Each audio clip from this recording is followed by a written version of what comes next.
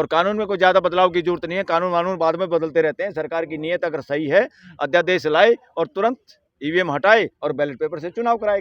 काम मुश्किल है। सरकार ने तो साफ कर दिया, चुनाव आयोग ने भी साफ कर दिया, कोई दिक्कत नहीं है, चुनाव बिल्कुल पारदर्शी। हाँ, तो अब तो फिर इसका मतलब तो अब ये जो गेंद है जनता के पाले में है, विपक्षी पार्टियां इनके पाले में है। और विपक्षी पार्टियों में भी हिम्मत जब आएगी, क्योंकि देश की जनता की वजह से इन पार्टियों में हिम्मत आएगी। और जब हमारे साथियों ने ऐलान किया है, इसको देके पूरे देश में इस तरह के प्रदर्शन होंगे, पूरे देश में जनसभाएं होंगी और पूरे देश में घेराव का प्रोग्राम होगा। हो सकता है देश तैयार बैठा है तो इतना उमड़ जाए तो 1 मिनट से पहले अध्यादेश जारी हो जाएगा। कहाँ लगता है रात को। सर भानु प्रताप जी ने कई बार कॉल दिया ईवीएम के लिए और जंतर मंतर पर गए, लोग नहीं पहुंच पाते सर। देखो बात सुनो, इन शहरों के अंदर लोगों का पहुंचने का दिनचर्या जो लोगों की हो रही है, और देश हमारा अभी भय और लालच के साए में है। पूरा देश, हर आदमी कहीं ना कहीं किसी कागज से बंधा हुआ, किसी नौकरी से बंधा हुआ, किसी व्यापार से बंधा हुआ, किसी धंधे से बंधा हुआ, और नहीं तो फ्री की स्कीम जो निःशुल्क स्कीम है उनसे बंधा हुआ है हर सिटीजन। देश तो सड़कों पे आने के लिए तैयार है। देश अभी इंतजार में है कि जो पॉलिटिकल लोग हैं, जो इलेक्शन लड़ेंगे या जो लोग प्रतिनिधि हैं या प्रतिनिधि बनने के चक्कर में हैं, भाई ये लोग शुरुआत करें। इंतजार में बैठे लोग। और आम तौर पे हमारे जैसे लोग भी सोचते हैं भाई पॉलिटिकल पार्टी जितनी है उनकी ड्यूटी भी बनती है ये कि वो देश के सामने जाएं इस इशू के लेकर, क्योंकि ये देश अब इस मशीन पे विश्वास नहीं कर रहा, धोखा हो रहा है इस बात पे। और जिम्मेवारी है, सरकार की जिम्मेवारी है, इलेक्शन कमीशन की जिम्मेवारी है और हाई कोर्ट और सुप्रीम कोर्ट की भी जिम्मेवारी है।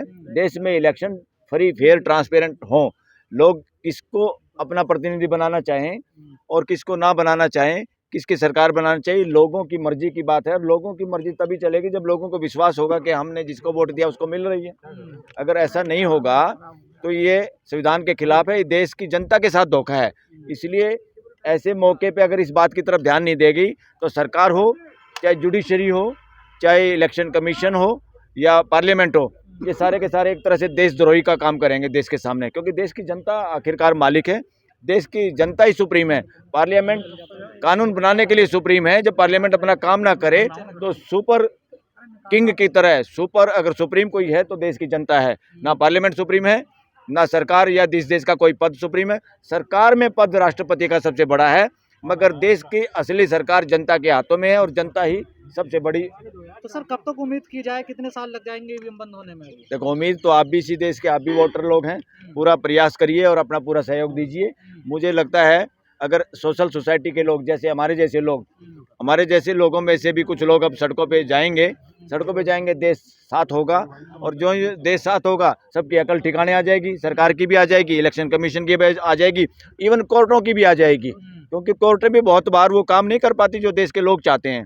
तो इसीलिए क्वेश्चन मार्क उठता है। अगर कोर्टें काम करें, संवैधानिक कोर्ट अगर काम करें तो इतना बड़ा इशू नहीं बनता और हमें भी ठंड में आके प्रेस कॉन्फ्रेंस करने की जरूरत ना पड़े। आपके साथी कह रहे हैं कि 2024 का चुनाव ईवीएम से नहीं होने देंगे, मार देंगे, मर जाएंगे। ये मार वाली बात नहीं उन्होंने कही।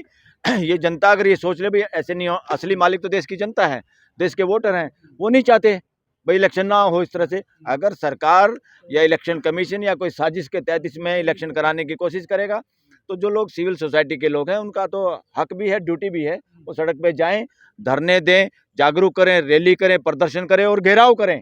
घेराव का मतलब ये नहीं किसी को बंधक बनाना है। घेराव का मतलब ये है, अरे वो गूंगे बहरो निकलो, इन पदों की कुर्सियों से बाहर निकलो, कान जनता की तरफ करो, या तो अपनी बात समझाओ तुम सच्चे हो तो, और तब जो या हमारी सुनो। देश की सबसे बड़ी पार्टी कांग्रेस है, वो कहाँ सड़क पर आ रही है? आरजेडी जेडीयू कोई पार्टी तो आ ही नहीं रही है सड़क पर, आप ही लोग खाली कर रहे हैं 4-5 बत्ती। देखो ऐसा है, देश की सबसे बड़ी पार्टी भी पॉलिटिकल पार्टी देश की जनता है। ये सब छोटी पार्टियां सेकेंडरी, चाहे वो बीजेपी हो, कांग्रेस हो, कोई और अन्य दल हो, ये छोटी हैं। ये सारे के सारे तो एक तरह से क्या कहें, कंपनियां हैं ये सारी की सारी। इन कंपनियों को कंपनियां अपना जैसे विस्तार करती हैं, अपना व्यापार बढ़ाकर, ये अपना वोटर बढ़ा के या अपनी सरकार बनाने में इनका ज़्यादा ध्यान है। देश की कॉमन समस्या की तरफ ध्यान कम है मैक्सिमम।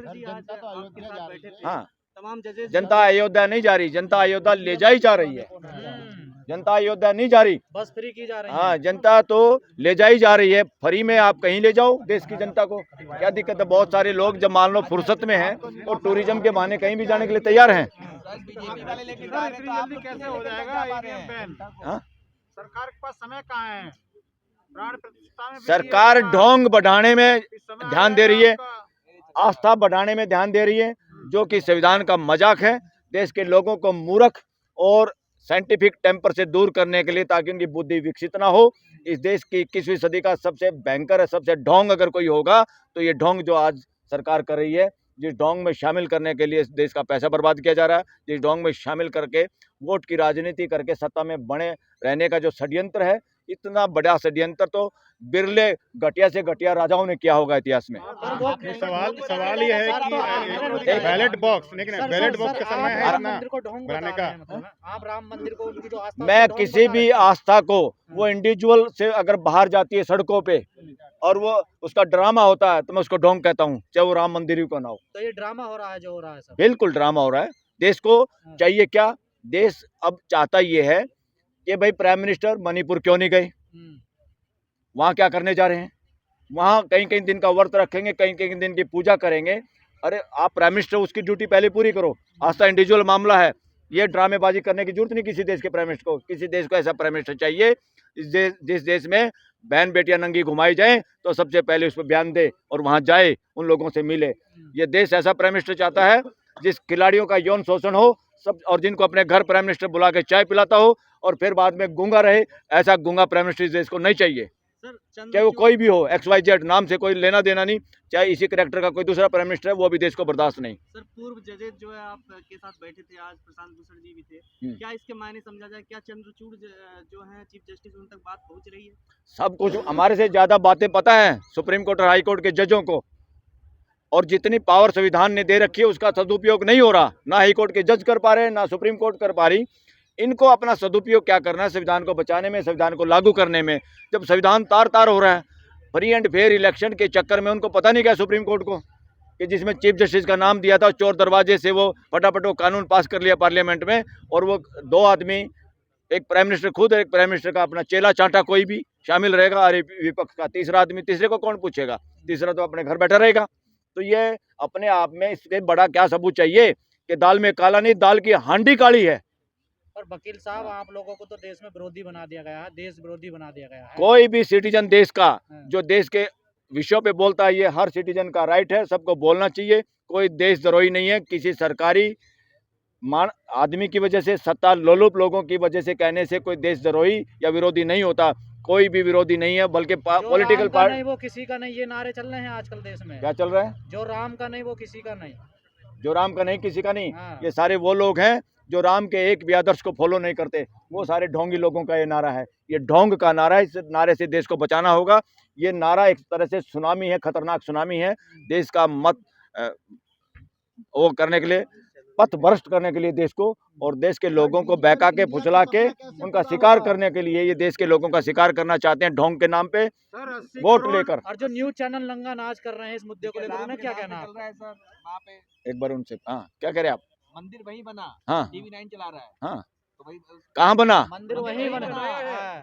TV9 को ये नहीं पता, जहाँ कभी मस्जिद थी वहाँ मंदिर हो सकता है, जहाँ मंदिर है वहाँ कल गुरुद्वारा हो सकता है, कल परसों कुछ और चीज हो सकती है। इस धरती पे किसने क्या क्या नहीं बनाया, कितनी मूर्तियां, कितने स्टैचू कहाँ गए दिखाई दे रहे धरती पे। ये इस तरह के ड्रामेबाजी इस धरती पे नहीं टिकती। मानवता टिकती है। मानवता की बात सबसे बड़ी है। मानवता की जो बात करेगा वही इस देश में व्यवस्था की स्थापना कर पाएगा। मोदी जी ने कहा जा रहा है कि वादा पूरा करके दिखा दिया। क्या वादा पूरा कर दिया? तो बना के दिखा दिया। मोदी का क्या रोल है इसमें? इसमें अगर हम जाएंगे तो बहुत लंबी बात हो जाएगी। इसमें कोई मोदी का रोल नहीं।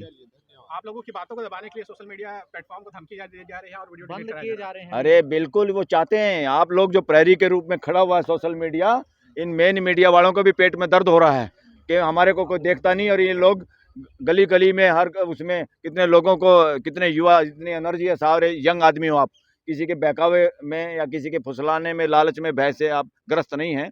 आप असली मीडिया है। वो मीडिया देशद्रोही मीडिया है। देशद्रोहियों का इलाज होगा देश में, थोड़ा सा समय लगेगा।